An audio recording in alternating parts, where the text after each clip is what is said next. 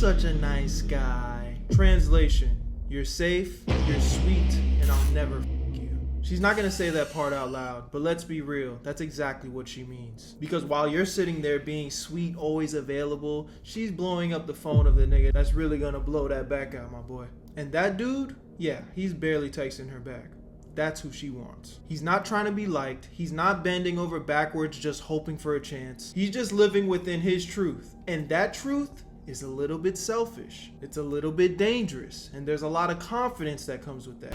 Today we're going to be talking about how to tap into this bad boy energy. The kind that makes women feel something actually real. So let's get one thing straight. There's this twisted idea that being a bad boy has to mean that you have to be some type of asshole. The type of person who treats women like trash and has become like this villain type character. That's not at all what I'm telling you need to be. The guy who women obsess over, he's not disrespectful. He's just unapologetically honest. He doesn't just say what he thinks you want to hear. He says what's real. And women respect that. Even when they say they don't, I promise you that. A real basic example is like when a girl asks a guy, oh, how does my outfit look? And he goes, honestly, I like the last one better. That might not necessarily be what she wants to hear, but I guarantee you she's gonna remember that shit because it wasn't the safe answer. So when I'm talking about being a bad boy, I'm just really talking about a guy that's not begging for attention, not begging for her validation. The guy that's focused on his life, the guy that's focused on his goals, the guy that's focused on his mission. You're gonna find yourself not texting back as fast, not because you're playing some type of game, but because you're actually busy. You don't gotta be toxic. You don't gotta be a dick, but you do need to learn how to be neutral.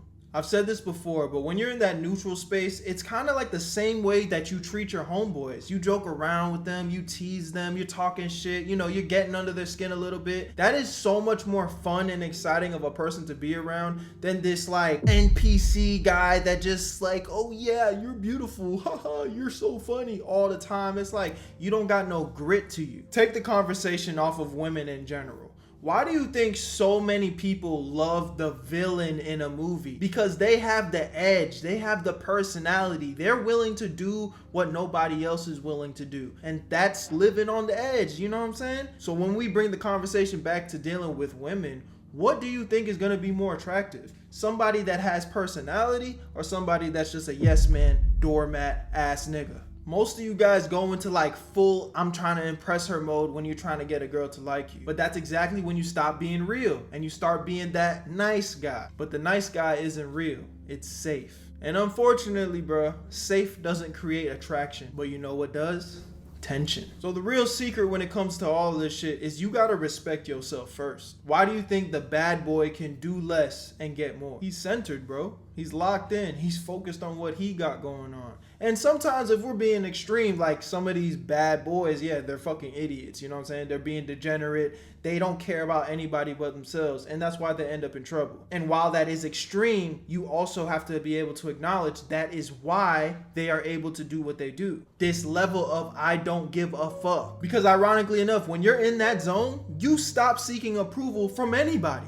And just that alone is what makes people want to give it to you. Now again, let's be clear, I'm not telling you to go fucking be a degenerate. But if you can start to understand this, it's going to help you attract more women. The sad truth is, some of y'all are only gonna get into this mode after life beats you down, boy. I'm talking about rejection after rejection to the point where you're just like, man, I don't give a fuck anymore. I don't care about nobody. When, you know, it sucks that is kind of like the rite of passage for a lot of us guys. It's like we gotta go through that bullshit to understand, like, man, I don't give a fuck no more. I've been there before, and honestly, it's a dark place, bro. And I don't necessarily want to say that you should go to that place. But what I will say is, if you are in that place, control it.